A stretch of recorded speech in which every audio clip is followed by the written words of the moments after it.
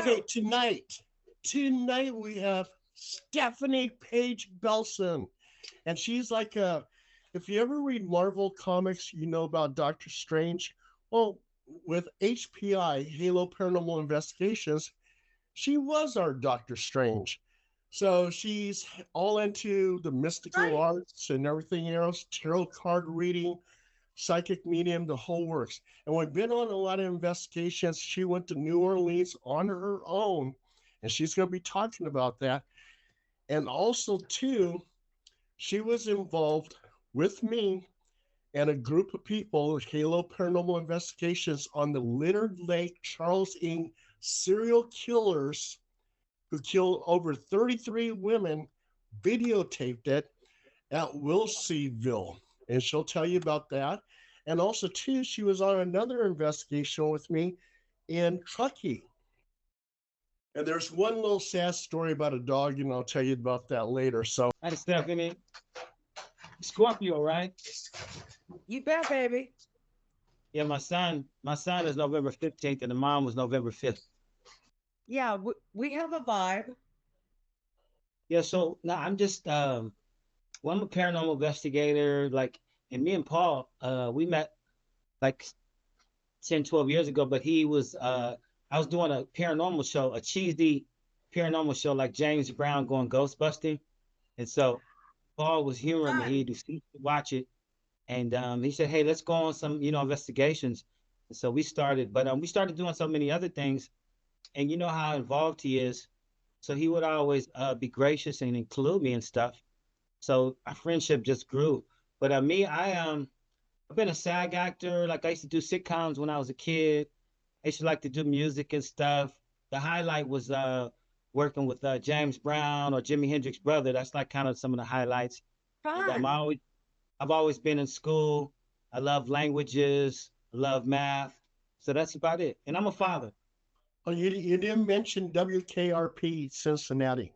Yeah, that's right. I did 3 episodes on WKRP in Cincinnati, but they now give away my age, so I didn't want to say that. Well, so what? You're a father. Kudos to you. That's the biggest job. That's what I'm living for. Stephanie, tell us about your trip to New Orleans. What did you do over there? Okay, that we're gonna start there. Okay. I had always longed to go to some place very historical, and I'd only in my adult lifetime been in the continental United States, but um, so in like I have to give you some background. 2006, I went to the UK, and that was a big awakening for me because I have some um, long-term evidential mediums in my family. And I think that there are no coincidences, but a couple of my aunties had encouraged me to develop my capacities as an intuitive because my background is pre-med and then um, psych and then getting into education. So right about that time, so my kids were still at home. Um, I went to the UK and I had experiences that made me remember early experiences from when I was a little tiny child. And we can revisit that, shall we? Yeah. Sure. So, my sister Bean, and I don't know if you remember her, and I went to New Orleans because that was a long time bucket list thing. And it was the last day that we were in New Orleans and we did all the stuff. And I was in my wheelchair because sometimes I'm in my wheelchair, sometimes I'm walking around, but I've had a lot of physical challenges, which I think are typical for people that um, have to develop other capacities. Like if you can't like kick it out and kick ass. You might have to develop these inner capacities where you're more sensitive. And so when I was 15, I got in an accident. Long story short, I finally got to New Orleans, and I don't know if your viewers will remember Zach and Addie, the king and queen of New Orleans. They had some kind of coverage in Time magazine and Newsweek or something, but he was a veteran that had been in Kosovo and Iraq, I think. And his woman was this little tiny cute gal that had grown up in the southern states, and they got together, yada yada yada. But they had a thing that happened around Hurricane Katrina. They were both bartenders, so they were imbibing and maybe some other shit. I don't know. Like, I think that there were some other drugs involved, but I was interested in the case just simply because I knew about it. And my sister and I were walking between the Treme. I don't know. Who knows New Orleans? The Treme and the north part of the French Quarter. And we just stayed right on Esplanade. Does that sound right? Yeah. Anyways, so I said, oh my God, on the last day, let's go to this place where Bloody Mary is. And I don't know who Bloody Mary is, but then my sister said, oh, look, it's on Ghost Adventures. It's on some other shows, right? So we went to that place and we walked through, and I had some experiences where my sister and I keep each other honest. So I don't know if you remember this, Paul, but I always write things down before I get to a location. So Beanie and I were doing that, and we walked through, and I needed to use the facilities, and it's just an old, beautiful shotgun shack with two sides. And I said, I can't go into this restroom because I think there's a big, tall man that's not in his body in that bathroom. I can't use it. So my sister's like, okay, no problem. And then we use the Zenner cards. They have them outside, out back. Does anybody know what those are? Zenner. That's when you are looking at 5 different cards, and you're supposed to get like 9 out of 10. They're wave shapes and they're circles, but it yeah. I know what that is. It relates specifically to remote viewing. Okay. And my sister is like, oh, I don't know about any of this stuff, but let me try it. And she was getting 9 out of 10 every time, and we did it like twice in a row. But the long and short of it was, we got to the back end, and I said, what's upstairs here? And there was a body bag hanging on the door to go to the restroom on the east side of the building. So it's a divided building. And I said, yeah, let's go up there. And my sister and I were walking upstairs, and I mean, they have a lot of haunted, supposedly, objects in that building. And we went upstairs, and Bean said, did you hear that? I was like, no, I heard a cat. And I said, okay, let's see if when we come downstairs, we hear a cat again. But I walked up into this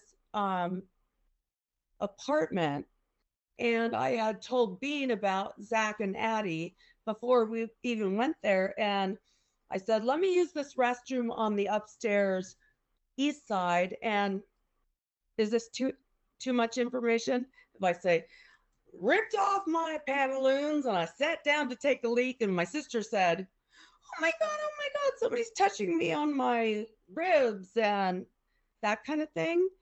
And I said, just keep telling me. And I had known about the story of Zach and Addie, but I had only read about it and only heard about it. And so then she said, "Oh my God, somebody's touching my head." And I'm sitting on the toilet. I'm looking at this very grody kind of bathtub. And she goes, "Where is that Zach and Addie place where this really horrible crime took place?" And I said, "I don't know. I think it's on this block." She goes, "No, it's right here."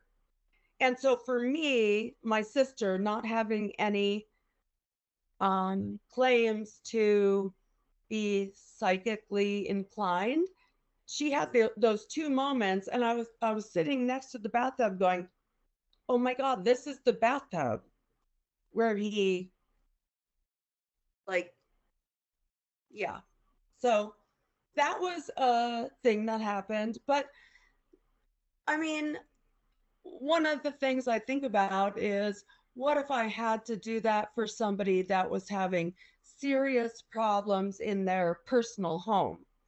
And that's how I develop my capacities, is checking every single fact and every single figure to substantiate what I'm experiencing. And for me, my sister, who is like toe the line, straight laced lady, and she said, "I never had anybody touch me on any part of my body." So I think it was on Esplanade, North Esplanade. Does anybody know about that place? Anyhow, I didn't I, know. I went to the Mardi Gras in 1982.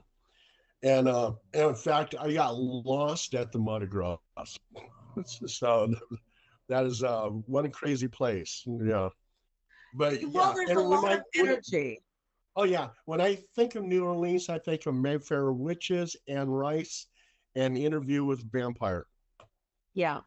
Yeah. I mean, I went there with the idea that we were going to just have a good time and go to Frenchman's Street and see artists and whatever.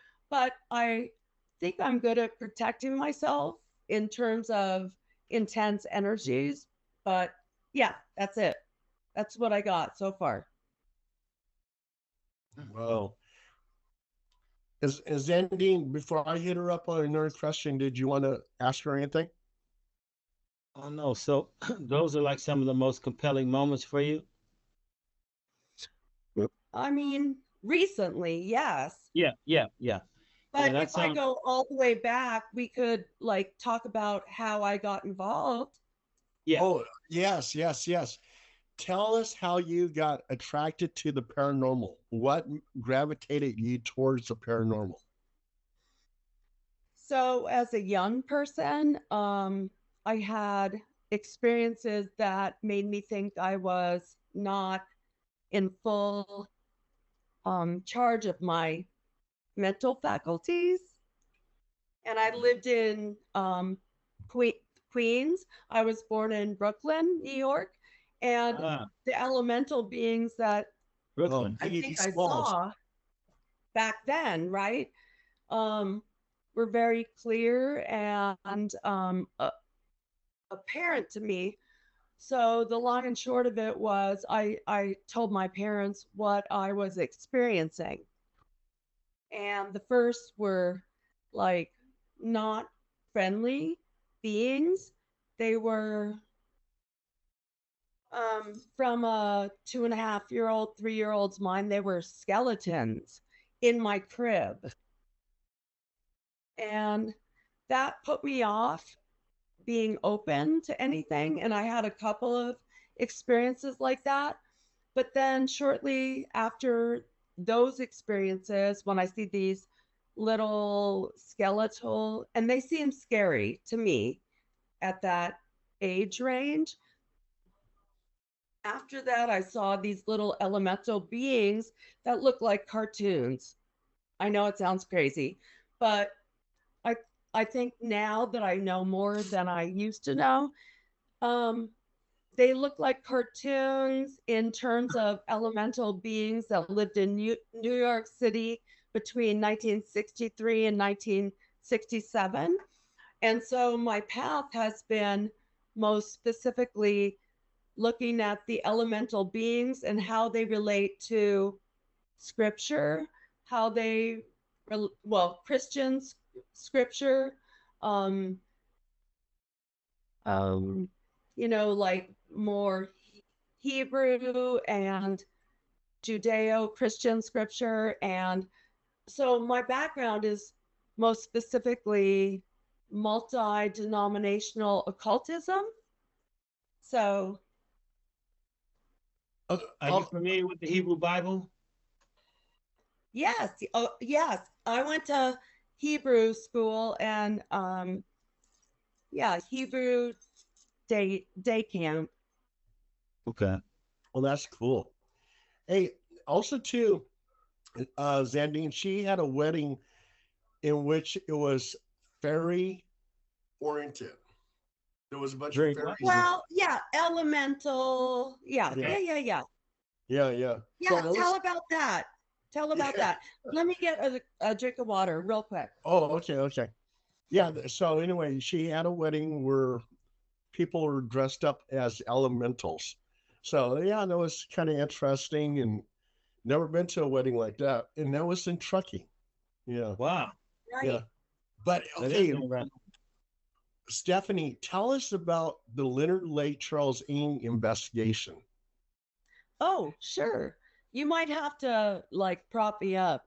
I will. But I think that was one of our first cases together, you and I.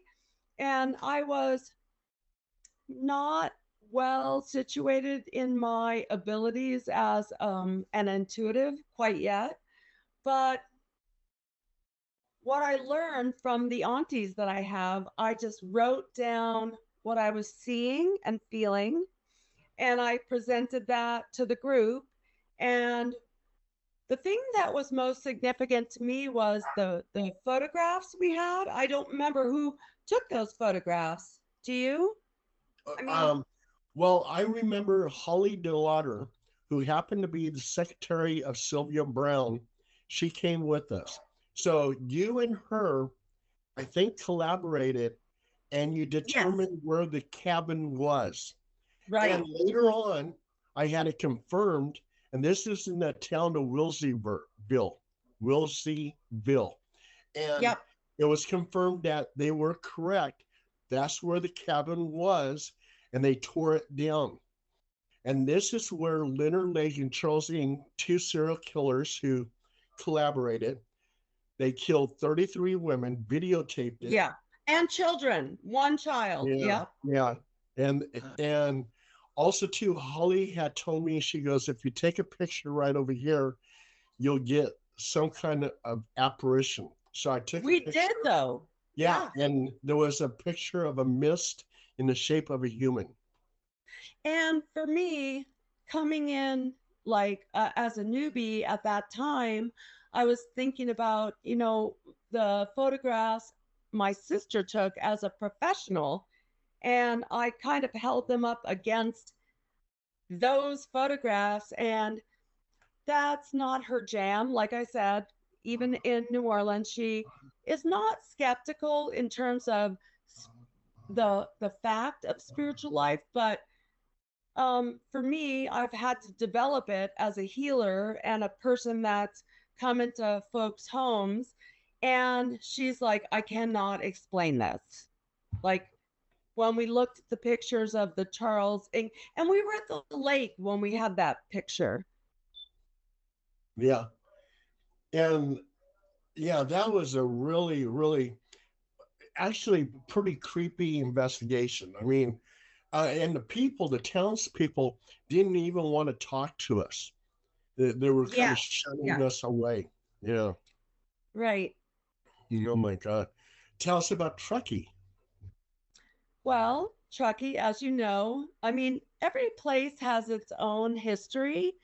And one of the things that I think is most substantial is that because I have worked for the Historical Society, my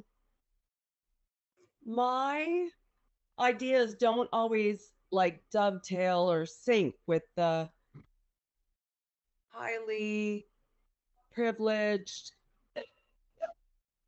white folks that live here, and they want no shade to anybody, but they have, a significant history that substantiates like making money for the town, and that's not always what I pick up on. That's not my experience. So, I mean, I think about, like the Donner Party or whatever. When I have gone out there with just different television shows, that's not what I pick up. And so a lot of times I get kind of edited. Yeah. Um, but I think the experience that you and I had in Truckee at the hotel was the Charlie Chaplin room. Remember that? We got all kind of crazy stuff. And we had voices that responded to us. And I was familiar enough with digital recording, like these Olympus recorders, that I don't think they had the multi-directional recordings, but we got hard and fast facts, like according to Buster Keaton and Charlie Chaplin. And I mean, do you remember? You probably have a billion experiences under your belt, but what I remember is that we had specific questions that got answered.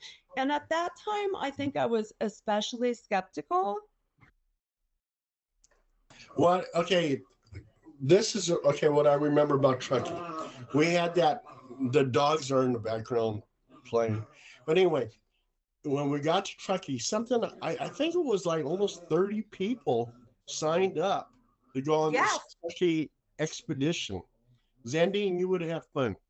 But anyway, as we got to Truckee, we went to this one hotel that was really haunted. Truckee Hotel. Yeah, the Truckee Hotel.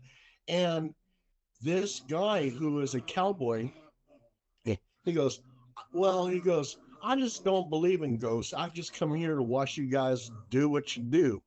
He goes, but I don't believe in no ghosts. So anyway, I said, fine, yeah, and we went into this one room that's supposed to be really, really haunted. Yeah. And so I did an EVP session. I said, is there anyone here? Mind you, Zandine, there was like 15 people outside of this room and inside this room being very quiet. And I get an answer back.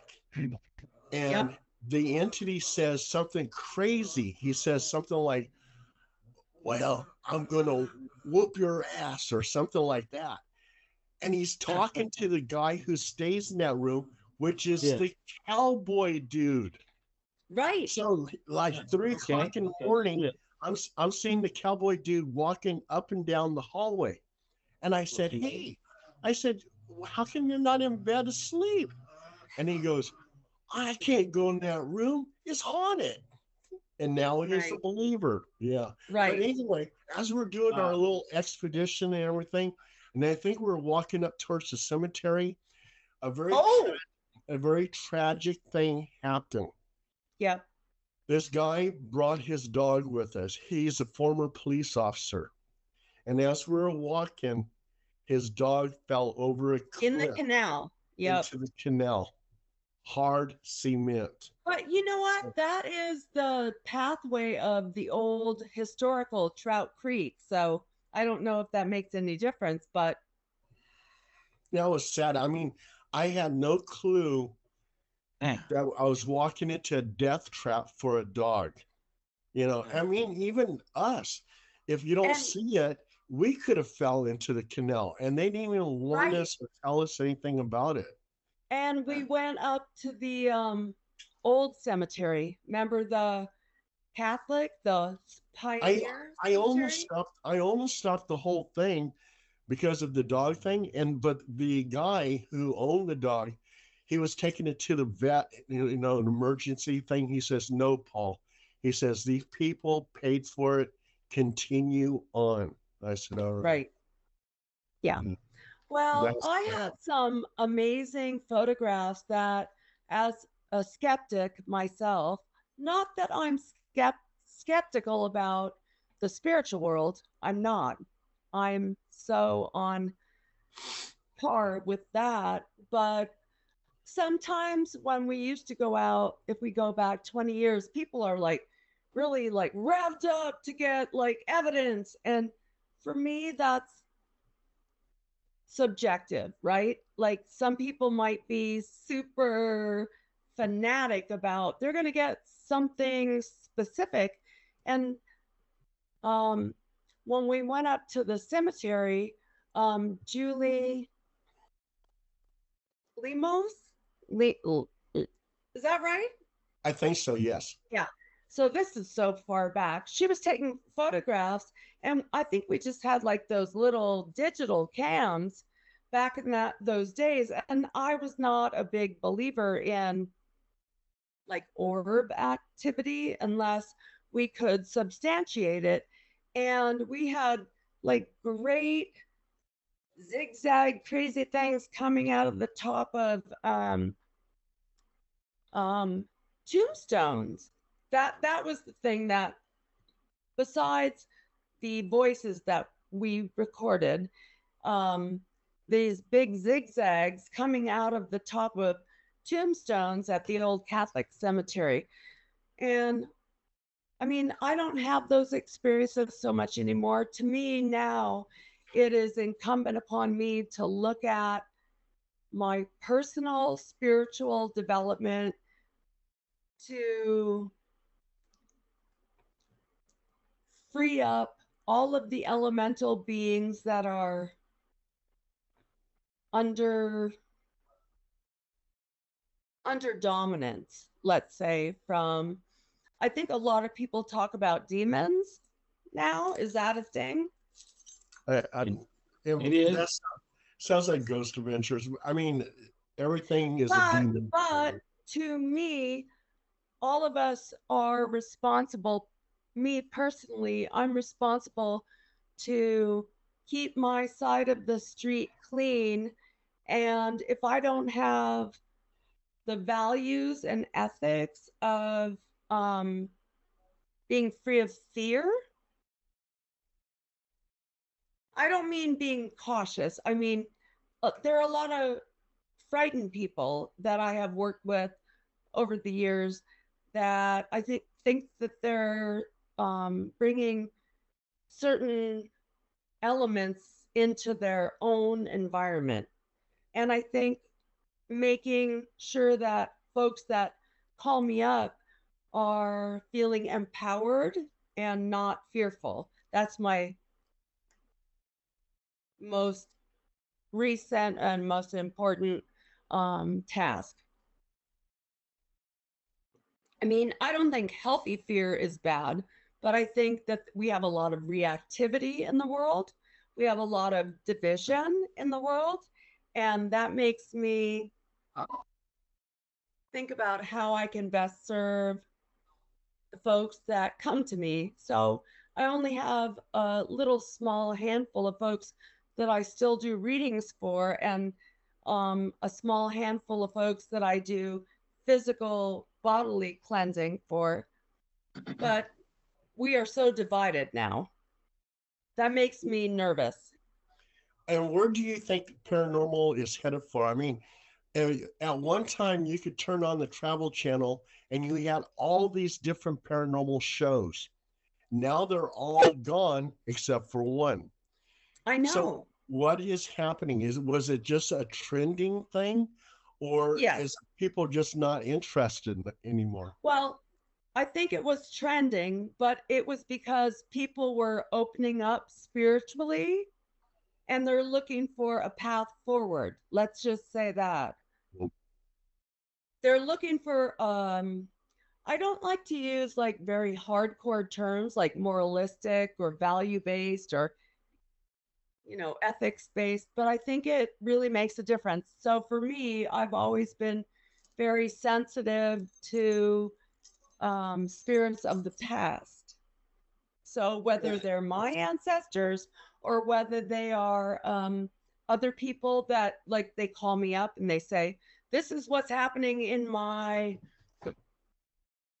space.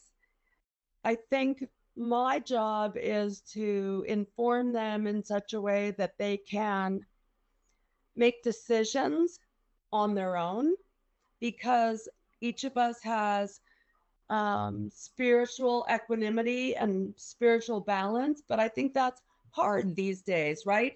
Because we're so divided. I don't want to get into politics, but that makes us reactive. And Stephanie, also too, when I started HPI, Haunted Paranormal Investigations, my telephone, the paranormal hotline, was ringing off the hook. We had Right. investigations. We could almost have an investigation every night. That was how many times people were calling me. Right. And now, no phone calls. Quiet. I I get think it. people are very fearful, but Yeah. Zandine, can I hear from you? I want to hear what you have to say. I'm just feeling compelled.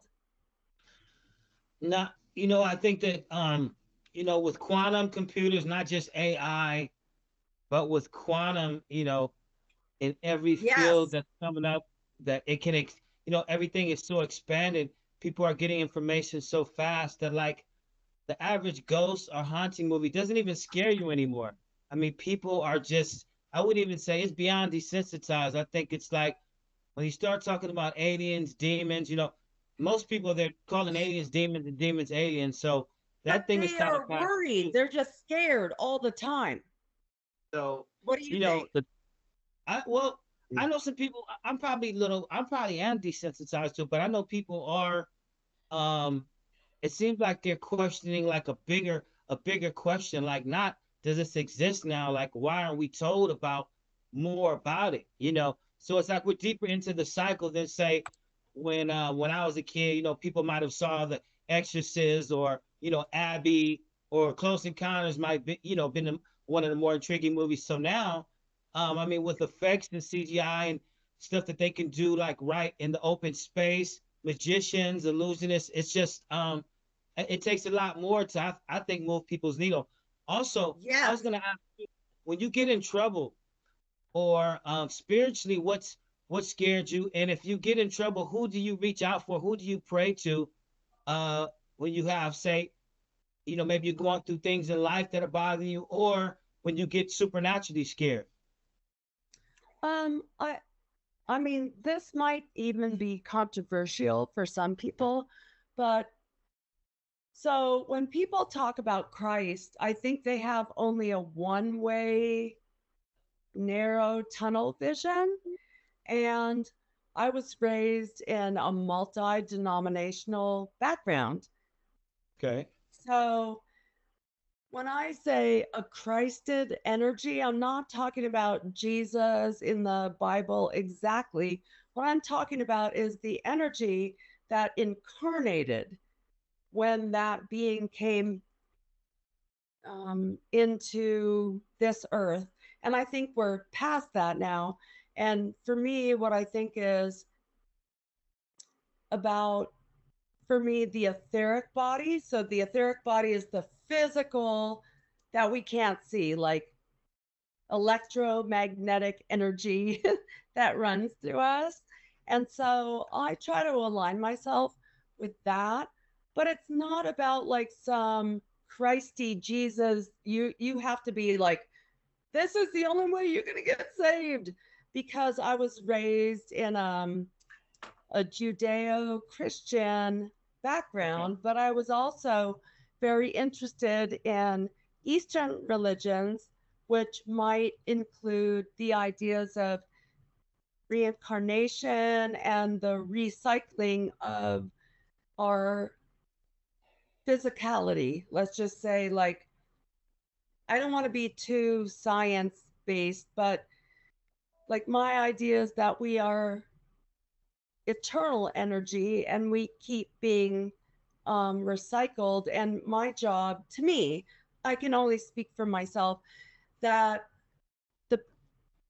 the the more I can do in this lifetime and the better I can be accountable, the more it will, let's just say, go to my children, my grandchildren, that kind of, even if you don't want to get into next lifetimes or whatever, I don't want to be too controversial, but I do think that, you know, energy is something that you cannot dissolve easily. And so, what was your So, question, Sandy? so that's what you. So when you have trying times, or you get scared, or you get in trouble, you basically draw on energy. You don't reach out to any No, entity or any God. no, I do have like experiences, but I think my experiences are kind of all over the map, and I'm not just trying to cover my ass. What I'm saying is this Christed or highly elevated energy, like what I say is it's right here. It's my heart. Okay. And check this out. When I think about like the symbology of the Christed person that came into being, whatever, like almost 3,000 years ago, there is something mystically beautiful about that. But I also am a Jew. I also am a Buddhist and a Hindu. But I think it bears consideration on my part to check in to see what feels safe.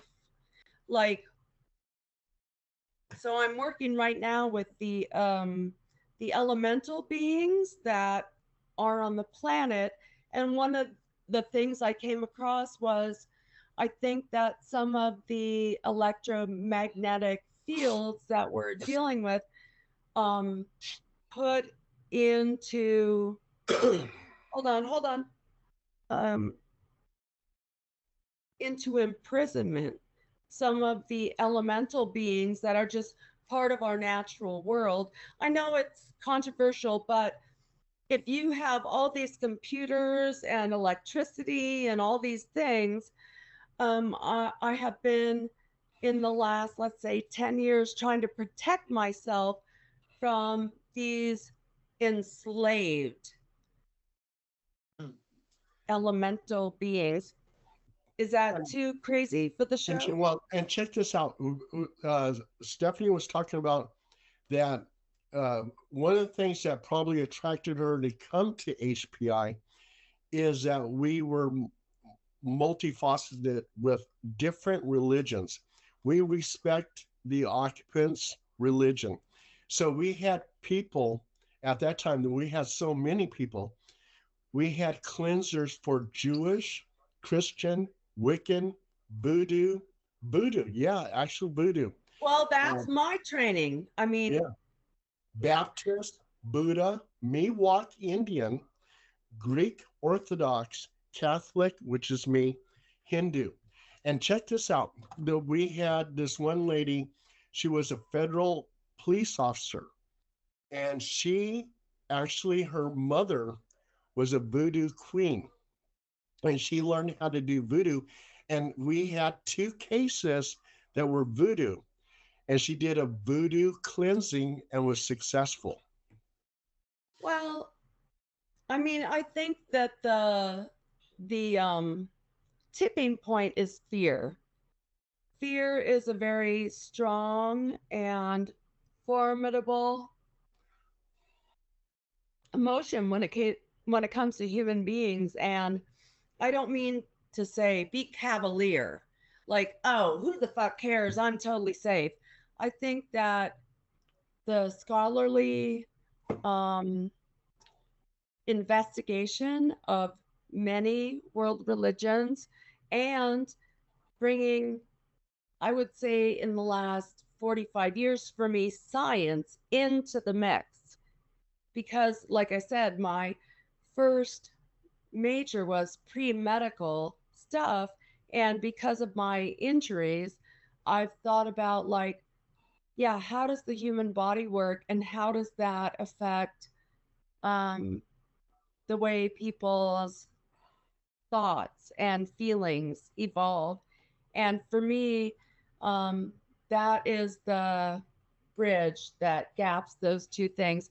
I don't want to argue about like religion. What I want to think about is how people feel calm and safe and rely on those beings that have at the center of their interest our highest good as humans.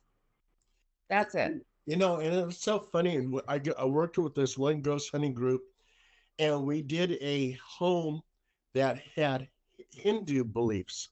The family was into Hindu. So anyway, when I did my cleansing, I said, well, they said, are you going to do your Catholic cleansing? I go, no. I said, this is Hindu. And what I did was I took the occupant and I followed his steps, and I just backed him up. And I did a Hindu cleansing, never did it before, but I did Hindu cleansing and actually was successful. Well, and I think I don't like to say the buy-in. A lot of people say that, but to me, it's like, how do you calm down the heart and soul of every individual that is facing trauma? And to me, trauma has its origins and or this lifetime path, or I try not to get too much into past or future lifetimes, but for me, for all intents and purposes, if we can just calm things down in a household, that's the first and foremost recommendation that I give folks. And honestly, I'm not going to tell anybody anything scary if they are not spiritually centered. I just say, what kinds of spiritual beliefs do you have that you can call upon? And it's hard if you have folks that have no spiritual beliefs, but how are they calling me up and saying, I got a ghost in my house if they don't have any spiritual beliefs? So I think for me as an occult professional, like thinking about the Western and Eastern and South American and like worldwide occultism, if I'm somewhat familiar with that, I can call on somebody that has maybe better resources than I do. Very good. Yes, yes. And you know, the ghost hunting group that I was with when we went to that house that had Hindu beliefs, um, they go, well, it'll never be cleansed because it wasn't done the Christian way.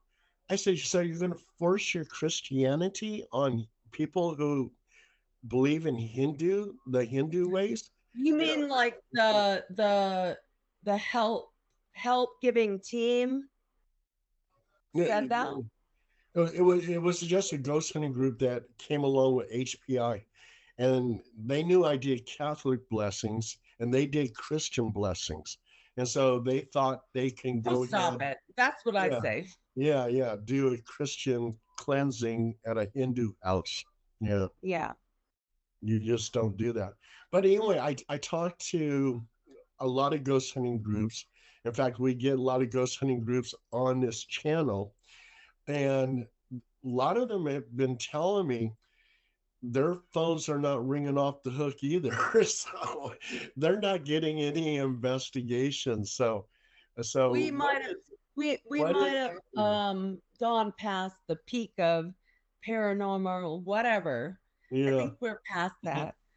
And my suggestion to people is take up your spiritual and your ethical values to yourself. But I mean, I think that COVID had a particular influence, don't you? Yeah.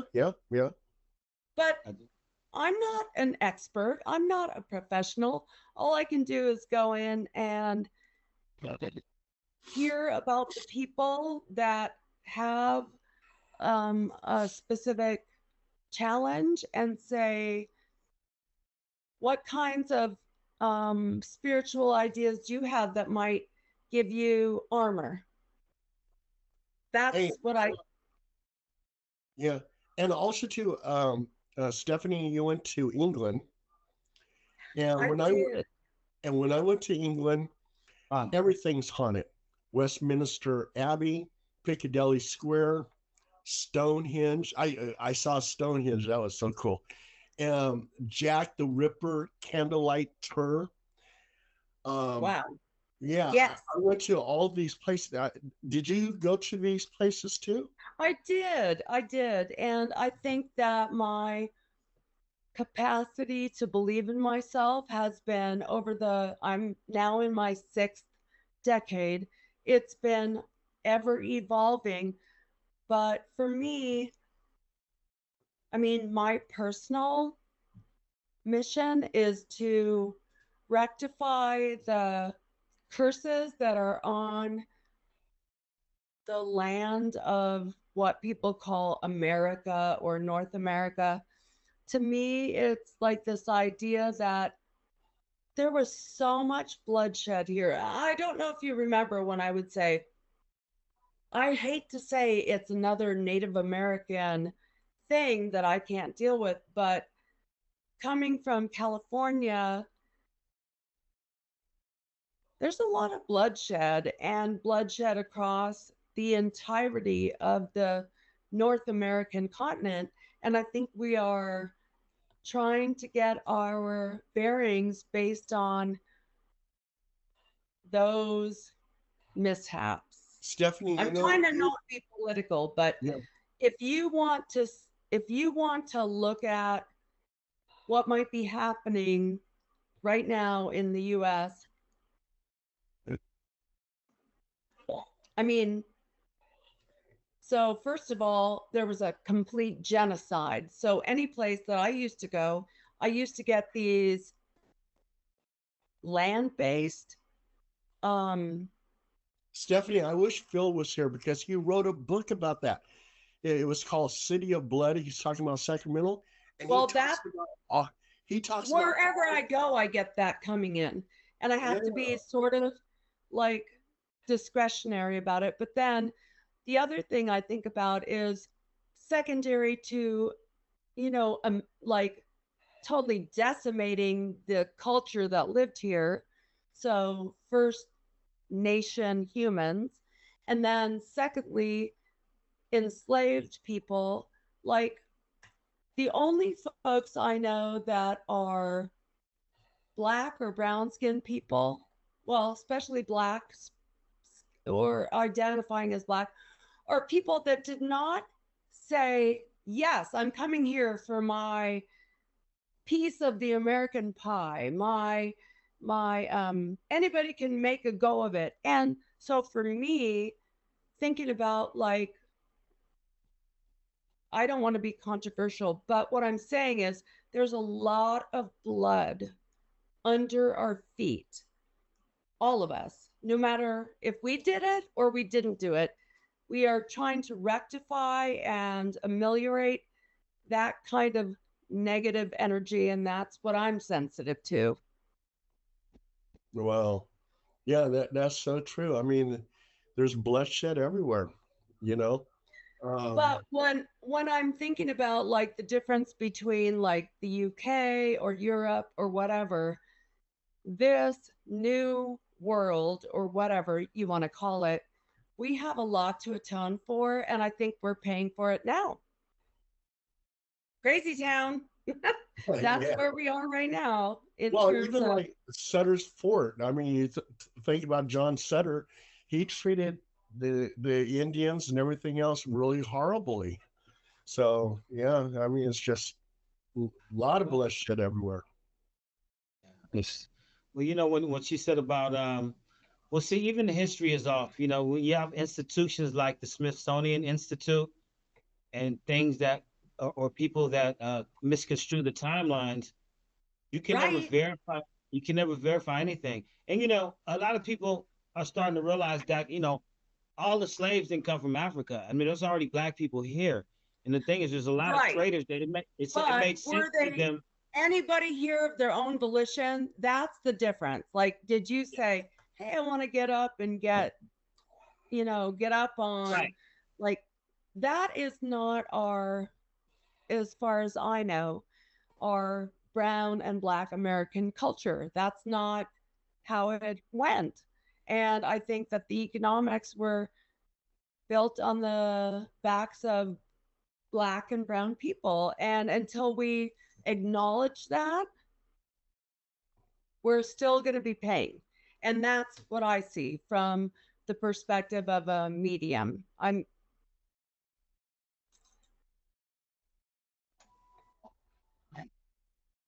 mean, I you know think what? we're Like standing people, on bloody, bloody shores. well, it's gonna be people, you know, like yourself. For me, one of my favorite people is John Brown, the abolitionist, because I think he's like Yes.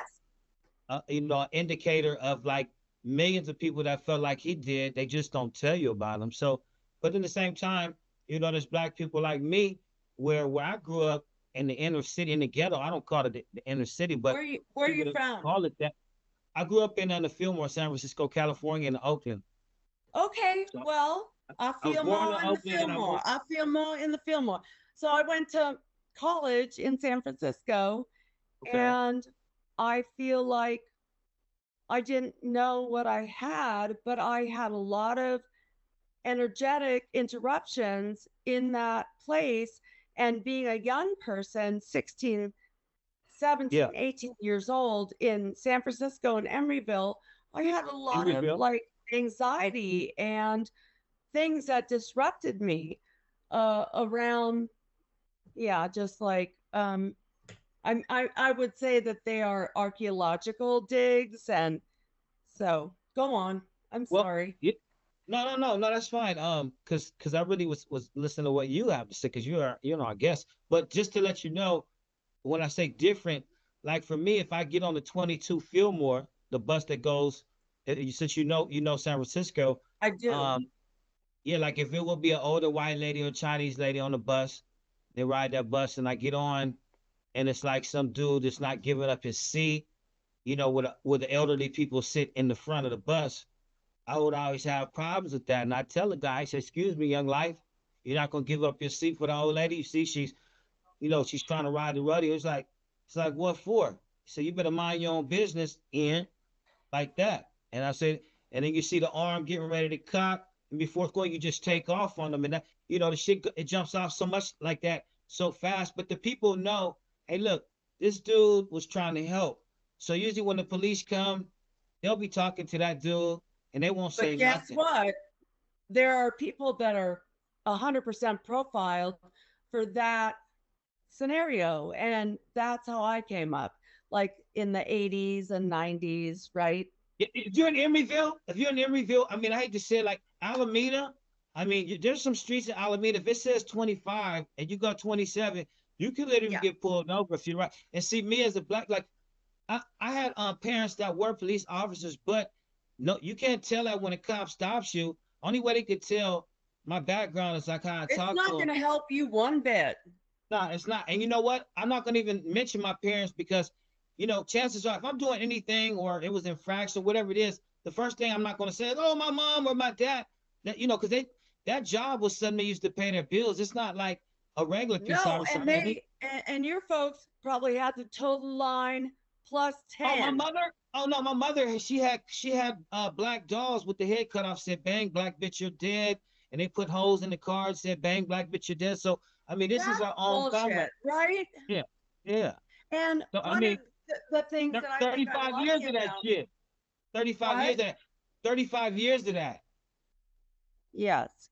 And I But think so that my early upbringing in like urban New York City gave uh-huh. me a certain sensibility about, um, I mean, 1963 through 1967 was when I came up in the projects in New York Okay. City.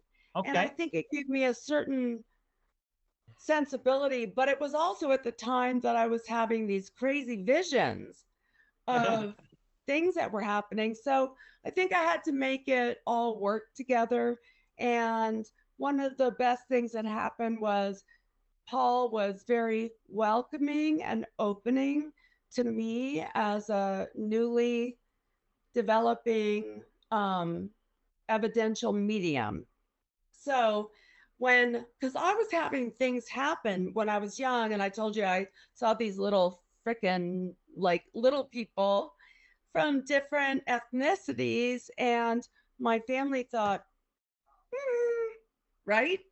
But now I know, based on some of the professors I had out of Right. Ghana and Okay. um, Okay. um, the Dagara Faso tribes, those folks helped to educate me about what I might be seeing. But I was just like 3 and 4 years old in a very mixed, um, diverse culture.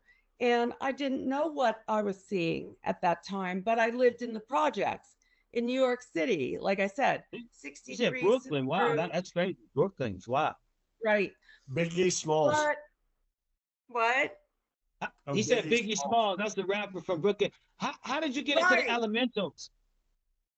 Well, I think that that's a whole nother Okay. show. But yes, I saw some elementals that I had to bring forth after I accepted what I was seeing, because I saw some scary things too. But it was urban New York City in the 60s. But after getting like amazing professors from Sac State and UC Davis. Hey, I gotta say this real quick. Did you know that Biggie Smalls, the ghost of Biggie Smalls, is seen in Brooklyn? Nah, Yeah. come on, man. No, Stop it. no, I'm I saying. mean, I would not be surprised, but Stephanie, who's your guy?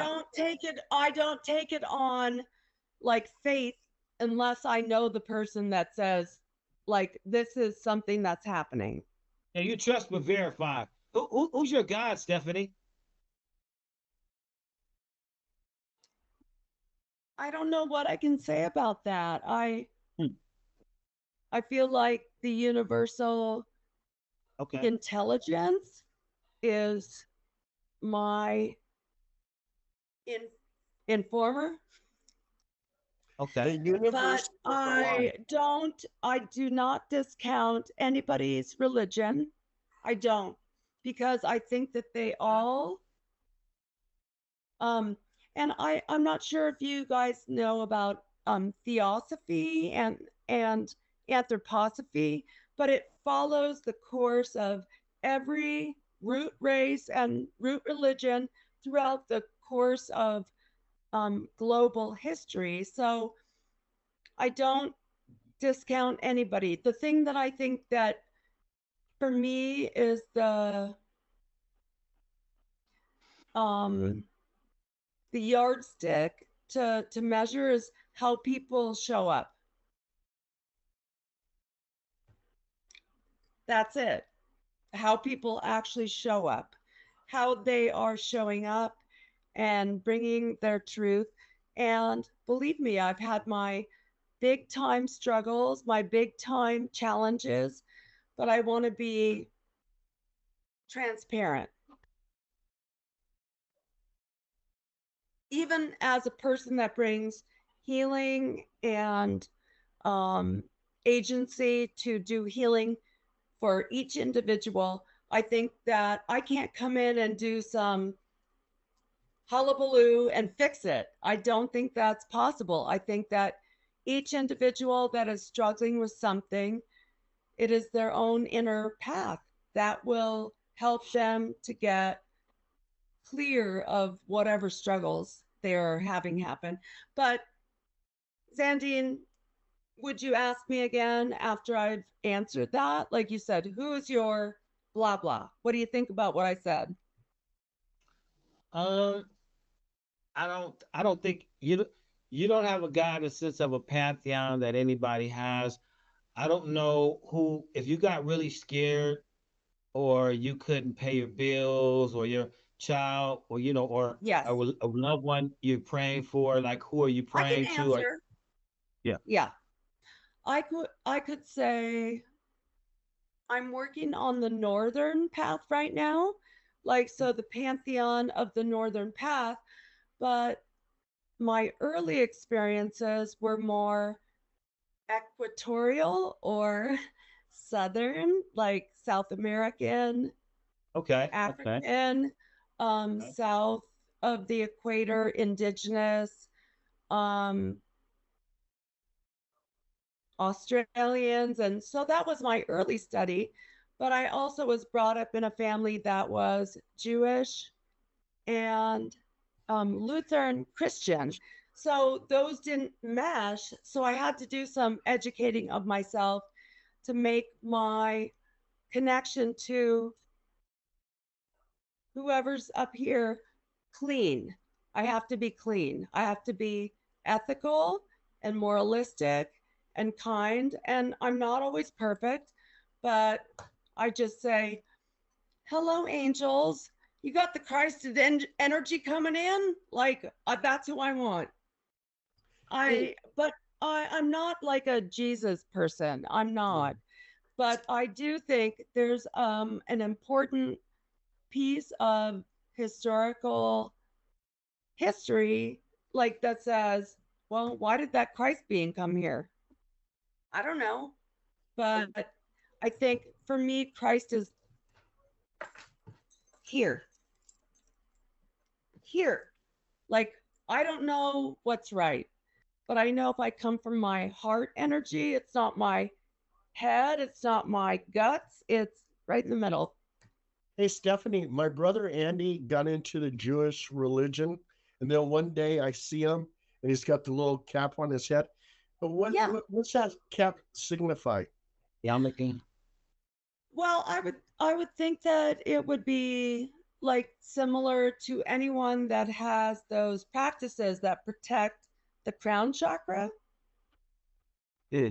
That's what it really comes down to. If you want to, so as an occult, mystical scholar, to me, I see the similarities that link us together. The only poison that's part of our world today is when you say, you don't got it going on. You don't know what's happening. And if you come into your heart, so I think as a yarmulke, they're protecting the crown chakra, and I get why, because we have a lot of like, even if I can be so crass as to say politically, people want to like pour stuff into the top of our heads, and I don't want that. I want to feel my way into my spiritual practice. And believe me, I'm very educated when it comes to esoteric and occult scholarly pursuits, but ultimately it's like, here. I have to answer to myself and to the highest part of myself that is connected to what? Like, I mean, I think Sandine said it, like, who's your God? I don't have like some old dude with a beard. I feel this idea of what is kind and protective and hopefully honors each person I come into contact with. And I'm not perfect, but that's what I'm going for. What do you think, Zandine?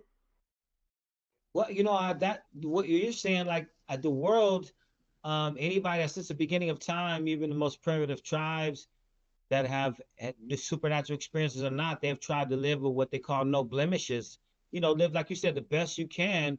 If you're trying to be like a being that's holy, or you feel that's fair, that's loving, I mean, you're trying to be the best. So I know the Dogon tribe said that they tried to live with no blemishes. But then, Yes.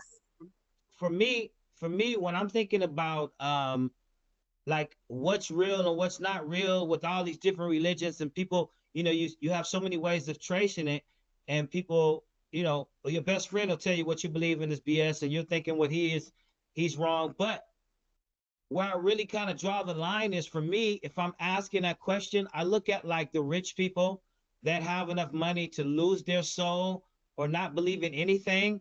And when they have a religion or something, you start seeing that there's certain prevalent religions where they say, hey, listen, we believe in this, even though we know that God is here, because of this God, there's this here. This is what we believe in because these people found a way to exist without a God. So you got a lot of people. When I look at what the really rich people believe in, or the gods, or whatever they follow, you start getting the picture because um, they don't have time to they don't even care like what we think. So if it's bringing them Right. money and success or a half second more than what we have, so Well, we are living in an age of uber capitalism, period. So to me, my guide is here.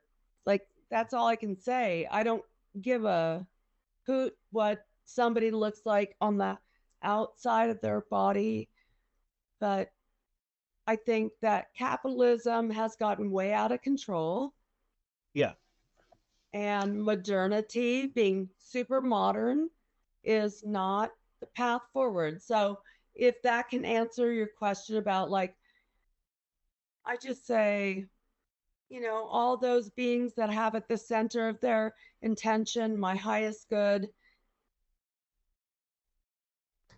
And I know that some people get like worried and scared about, like, oh, you're going to let something scary in. No, I'm not. No, I'm not. Because I'm not coming from fear. yeah.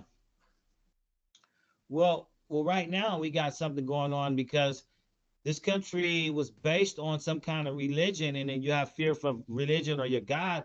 But now it Yeah. looks like it's going to turn out to be fear of people and the government and anything. So, you Yeah. can, fear is going to, rule a lot of people. So we shall see. But like I said, I just So wondered when you get in trouble or you're really scared, who do you pray to? Who do you reach out to? I mean, everybody knows who that is I just personally. say my guardian beings that have at the center of their intention my highest good. That's all Okay. I can say. Yeah, I mean, and that's beautiful. I mean, everybody has, like you said, your truth is your experience.